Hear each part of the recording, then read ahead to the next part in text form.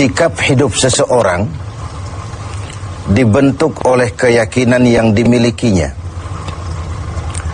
Sebagai muslim, keyakinan kita berpatri pada dua kalimat syahadat. Asyhadu an la ilaha illallah wa asyhadu anna Muhammadar Rasulullah. Kalimat ini membentuk perilaku kehidupan. Itulah ikrar yang kita ucapkan. Artinya, pada saat kita berkata asyhadu an la ilaha illallah, saya bersaksi tidak ada Tuhan selain Allah, kita sudah melaksanakan sebuah ikrar. Kalau saya yakin tidak ada Tuhan selain Allah, itu berarti saya tidak akan pernah takut kecuali hanya kepada Allah. Saya tidak akan pernah menggantungkan hidup kecuali hanya kepada Allah. Saya tidak akan melarikan persoalan kecuali hanya kepada Allah. Saya tidak akan minta tolong kecuali hanya kepada Allah. Saya tidak akan minta rezeki kecuali hanya kepada Allah. Berurat dan berakar itu di dalam hati, membentuk kepribadian dan mewarnai seluruh langkah kehidupan kita. Di zaman kita fasih betul mengucap dua kalimat syahadat. Tahlil pun lancar. Tetapi konsekuensi dari kalimat itu sering kita abaikan. Apalagi kita sedang berhadapan dengan zaman yang serba sulit seperti sekarang ini. Ekonomi yang belum pulih, lapangan kerja susah, pengangguran banyak, biaya hidup tinggi. Orang mudah mengalami proses pergeseran nilai. Solatnya masih menghadap Allah, tapi kepengen dagangan laris menghadap dukun.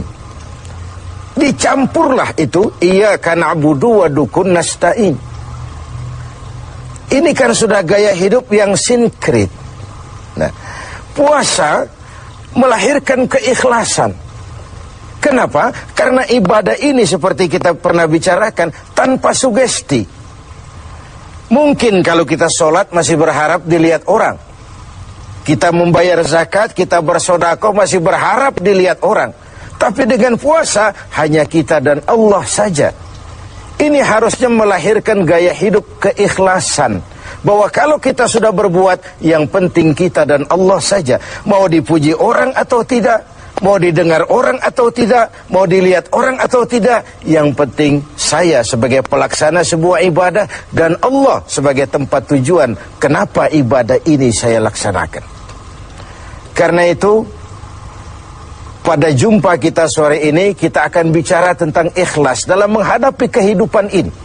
Sebab bukan saja hanya sholat kita harus ikhlas, puasa harus ikhlas, zakat harus ikhlas. Menjalani hidup ini pun kita harus dengan penuh keikhlasan. Kita tahu bahwa apa saja kalau sudah mulai kita gantungkan kepada yang selain Allah, bersiaplah untuk kecewa. Apa saja kalau sudah mulai kita gantungkan kepada yang selain Allah, bersiaplah untuk kecewa. Nah, ikhlas tentu bukan hal yang mudah dilaksanakan, walaupun sangat mudah untuk diucapkan. Tetapi inilah yang diperintahkan Allah kepada kita. Kalian wa ma umiru illa liya'budullaha mukhlisin. Kalian tidak diperintahkan kecuali hanya menjadi penyembah Allah yang penuh keikhlasan. Penyembah Allah yang berangkat dari semangat keikhlasan. Saya ingin mengungkap apa yang pernah disampaikan oleh Imam Al-Ghazali tentang keikhlasan ini. Beliau menyatakan, "An-nas kulluhum mauta illa al-alimun. Wal-alimuna niyamun illa al-amilun. Wal-amiluna mughtarruna illa al-mukhlisun." Manusia, kata Al-Ghazali, pada dasarnya mati, kecuali orang yang berilmu. Orang yang berilmu walaupun dia hidup, tidur, kecuali yang mengamalkan ilmunya.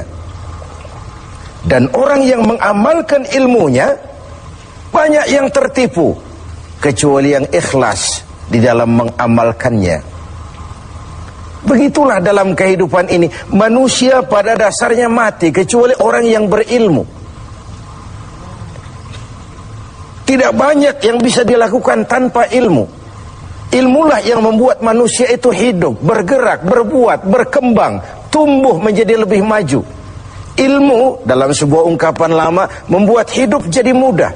Seni membuat hidup jadi indah. Dan agama membuat hidup jadi terarah. Dengan ilmu hidup jadi mudah. Apa yang hari ini terjadi di benua lain, hari ini juga kita tahu dari kamar kita.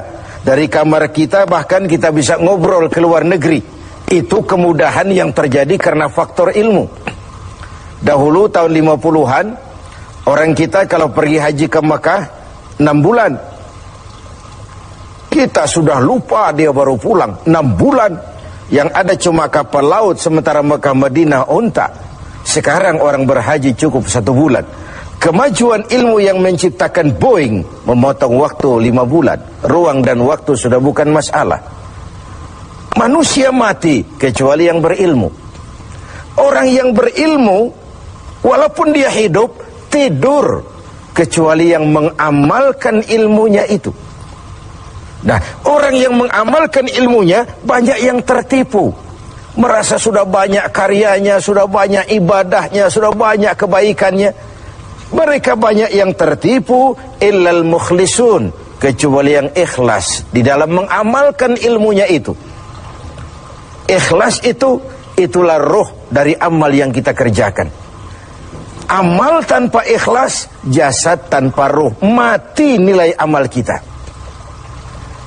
Nah, dan iblis itu luar biasa. Sehingga Nabi katakan, iblis masuk ke tubuhmu, menggodamu melalui saluran darahmu. Persempit jalan masuk iblis ke tubuhmu. Sahabat bertanya, dengan apa ya Rasul? Dengan zikir dan lapar. Saya ingin mengulangi hadis ini. Iblis masuk ke tubuhmu, menggodamu melalui saluran darahmu. Persempit saluran masuk iblis ke tubuhmu. Dengan apa ya Rasul? Dengan zikir dan dengan lapar. Jadi ketika kita melaksanakan ibadah puasa ini, kita mempersempit ruang gerak iblis. Itu makna bahwa kalau datang Ramadan, diikat setan dan iblis itu. Siapa yang mengikat? Ya kita sendiri. Dengan apa? Dengan ibadah puasa. Kita ikat dia, tidak berkutik, memperturutkan hawa nafsu sebagai kendaraan utama si iblis tadi. Jadi kembali kepada soalnya, keikhlasan. Itulah nilai dari amal kita. Nah, iblis datang kepada setiap orang dengan bendera yang tidak sama. Iblis datang kepada orang kaya dengan bawa bendera bakhil. Iblis datang kepada penguasa dengan membawa bendera kezaliman. Iblis datang kepada para kiai dengan membawa bendera hasud, iri hati, dengki. Iblis datang kepada orang kaya dengan membawa bendera pelit, bin bakhil alias kikir. Strateginya berbeda, bergantung kepada yang didatanginya. Nah, kalau itu tidak terkena, ditanamkannya lah perasaan bangga. Amalmu sudah banyak, kebaikanmu sudah banyak. Dihilangkanlah keikhlasan kita. Karena itu hadirin dan pemirsa, saya ingin menyampaikan sebuah potret tentang ikhlas ini. Dulu ada cerita, kiai punya santri 2 orang. Satu namanya si Ali, satu namanya si Umar. Satu hari si Ali pergi ke kebun, nyabut singkong. Singkong tercabut, Ali melihat, ini singkong bagus sekali. Kalau dihadiahkan kepada Pak Kiai, senang hati beliau. Tabarukan, cari berkah. Berangkat ke rumah Kiai, bawa singkong. Sampai di rumah Kiai, Assalamualaikum Pak Kiai. Waalaikumsalam, Li. Ada apa? Dari kebun Pak Kiai, saya jabut singkong, bagus sekali. Saya ingat sama Kiai, doakan saya Kiai. Oh, bawa masuk ke dapur, Li. Ali masuk ke dapur, taruh singkong. Kiai bilang sama istrinya, Bu, Ali ini jauh-jauh datang kemari, hadiahkan kita singkong ini. Pulang kita kasih apa dia? Kata istrinya Kiai, Bang, ada seekor kambing di belakang, hadiah pengusaha temporary sama kita. Daripada di sini ada yang merawat, kan lebih baik dikasihkan si Ali. Siapa tahu dia pelihara berkembang biak jadi banyak nantinya. Jadilah itu. Ali permisi mau pulang, kata Kiai, "Li, saya hadiahkan kau seekor kambing. Peliharalah, mudah-mudahan membawa berkah." "Terima kasih Pak Yai." Pulanglah Ali dengan kambing seekor ini. Di jalan pulang ketemu temannya si Umar. "Dari mana kau, Li?" "Dari rumah Kiai, Umar." "Itu kambing?" "Dikasih sama Kiai." "Kenapa kamu dikasih kambing?" "Enggak tahu, saya datang cuman bawa singkong ke rumah Kiai, pulang dikasih kambing." Si Umar nih otak dagangnya jalan. Kalau Ali saja bawa singkong dikasih kambing, bagaimana kalau saya bawa duren?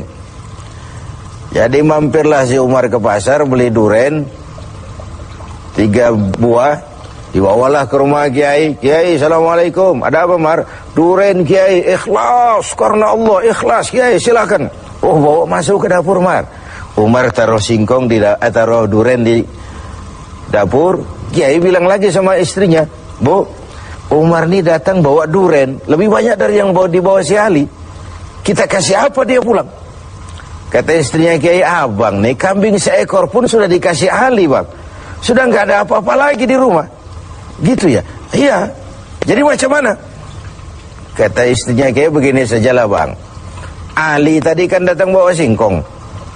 Lalu Umar nih daripada pulang tangan kosong, sudah singkong Ali saja kasihin si Umar." Begitu. "Iyalah." Ya jadilah. Umar permisi mau pamit pulang, kata Kiai, "Mar, ada singkong, kamu bawa pulanglah, saya hadiahkan sama kamu, rebus, mudah-mudahan bawa berkah buat kamu." Pulanglah si Ali bawa singkong nih kan. Jadi ini sebuah potret betapa si Ali yang ikhlas bawa singkong dapat kambing. Umar nih yang punya target bawa duren 3, pulang dapat singkong. Nah, jadi ini sebuah cerita bahwa apa saja kalau sudah kita mulai bukan karena Allah, bersiaplah untuk kecewa.